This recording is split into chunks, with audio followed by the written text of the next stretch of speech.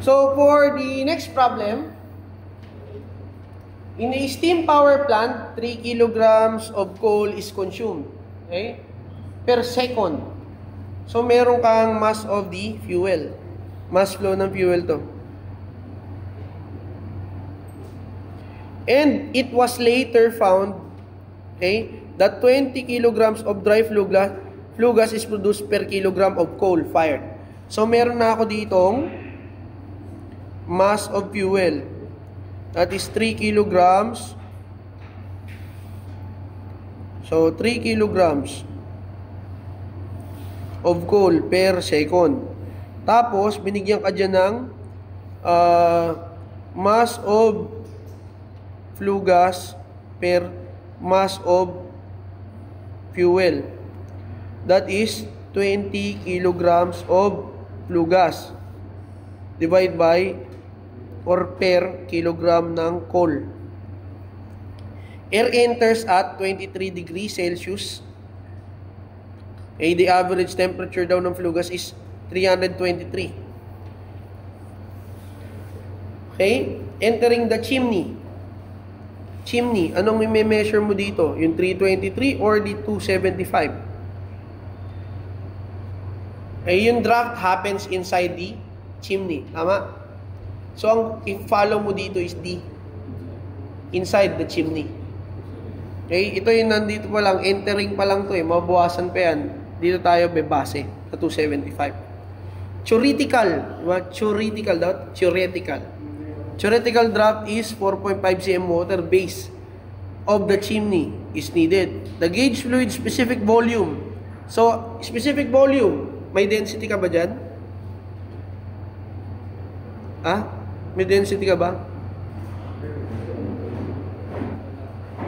That is the density of water there. Kaya lang, 1 over density is equal to specific volume. Okay? Remember that. So, anong hinahanap? Account for the chimney in diameter in meters. So, I have to first find yung yung height of the chimney kasi nakadepende dun yung diameter ng stack. Okay? Ilista natin. Height of the stack is equal to sa water, okay, divide by air minus gas. Okay? Tapos, is diameter ng stack,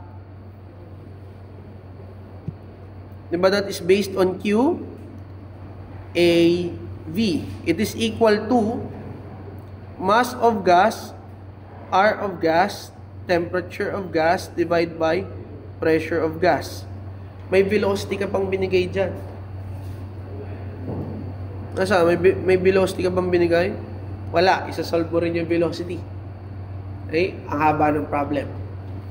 But first things first, I need to solve for the height ng stack.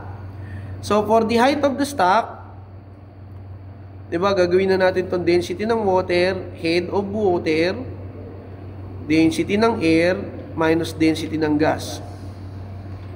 So, meron ako dito ang density ng water. Eh, ito yan, no? Dito ko makuha yung density ng water. So, this will become 1 over specific volume ng water times head of water. Divide by pressure ng air over R ng air, temperature ng air. Minus pressure ng gas over R ng gas, temperature ng gas. Walang binigay na kahit ano sa gas. Okay? Hindi binigay yung pressure of the gas and then the R of gas. So we assume PA is equal to PG. Tapos yung RA is equal to RG. Okay lang ba? So, pwede nating simplify.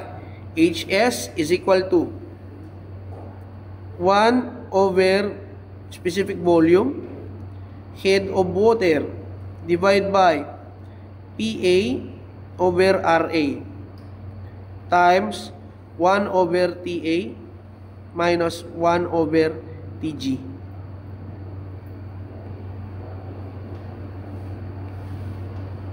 So, 1 over TG. Oh, simplify na natin. 1 divide by, ano yun dito? Ilang zero? Okay, 1,001. 0.1001,000. Tama? Mali pala ako. Dalawang zero.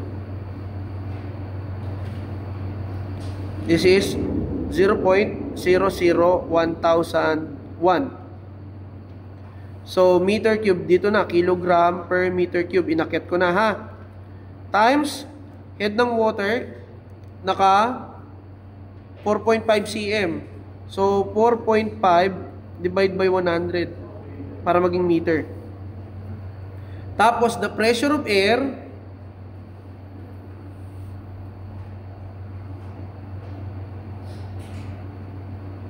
okay, wala nakalagay na pressure of air. So, atmospheric to. We assume this is atmospheric. So, 101.325 kilonewton every meter squared. Divide by R, 0.28708 kilojoule per kilograms degree Kelvin. Okay? Multiply natin. 1 over. Yung sa air, 23, tapos 275. 23 plus 273 minus 1 divide by 275 plus 273. 1 divide by Kelvin degrees. So, cancel same units natin. Ang lalabas dito is meter lang. Kilogram, kilogram, Kelvin, kilonewton, meter squared, kilonewton, okay? Kelvin, Kelvin. Ang lumabas dapat dyan is meters. So, head ng stock or the height of the stock is, okay. So, 4.5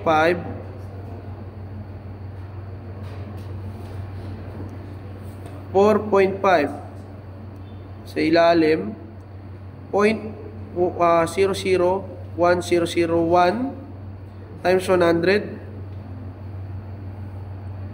Okay, tapos sa baba 101.325 divide by 0.28708 times 1 23 plus 273 minus 1 275 plus 273.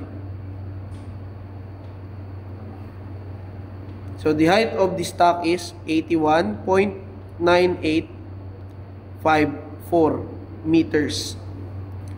That is the height of the stock. Next, hanapin ko muna yung volume, yung velocity. So for the gas velocity, gas velocity muna tayo. Hindi natin alam yung ano eh. So, meron ako ditong velocity theoretical. Okay? Velocity theoretical is square root ng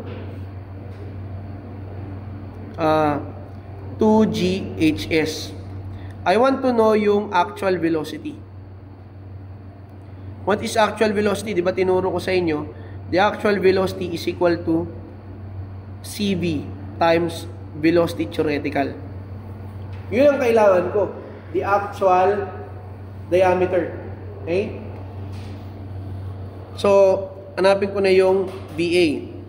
So, VA is equal to CV. Kapag hindi binigay, take note, yung CV mo is 0.4. Okay? CV 0.4. 0.4 square root ng 2 times 9.81 meter every second squared times yung height 81.9854 meters. So VA is equal to 0.4 times square root ng 2 times 9.81 times 81.9854. So this is 16.0427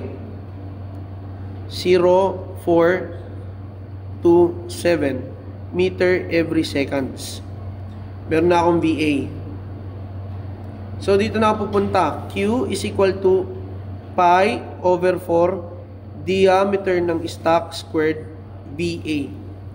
But I don't have any flow. Kunin ko muna yung flow. This is coming from mg, rg, tg over pg. Meron ba akong mg? Wala. Okay? Yung problem ko dito. Pero meron na akong given na mass of fuel tapos yung flue gas per fuel. So I have to multiply na lang. I want to know the mass of gas. mg is equal to mass ng flue gas divided by mass of coal times mass of coal. Okay. Equal to I think that is 20 kilograms of flue gas per kilogram coal times 3 kilogram coal per second. This will become ilan? 60. Cancel kasi to. Kilograms ng fuel or flue gas divided by seconds. Okay? So, meron na akong M.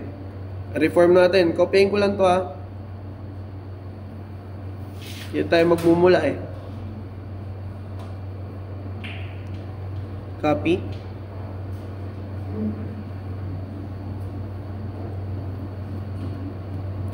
Okay. So, paste natin dito. Yan. So, i-reform ko na para ma-solve ko si DS.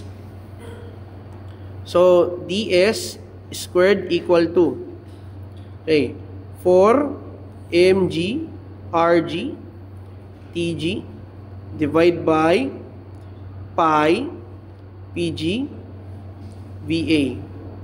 Square root ko na lang to. Square root. Therefore, yung ds natin is equal to square root of 4. What is the mass of gas? 60 kilograms per second. R ng gas, 0.28708 kilojoule per kilograms degree Kelvin. Times temperature ng gas, I think that is 275 plus 273 degree Kelvin. Divide by pi times pressure of the gas, 101.325 kilonewton per meter squared times VA 16.04271 meter every seconds. Cancel same units. Dapat yung meter lang lalabas. So, cancel same units. Kilogram, kilonewton, meter, kilojoule yun. Kelvin, seconds. Ang natira si meter squared. So, ds will be equal to 4 times 60 times 0.28708 times 275 plus 273 divide by 101.325 pi times 16.0474271. So, the answer is 2.719 meters. Basic. Okay? Basic yan. Flow lang. You just have to follow the flow.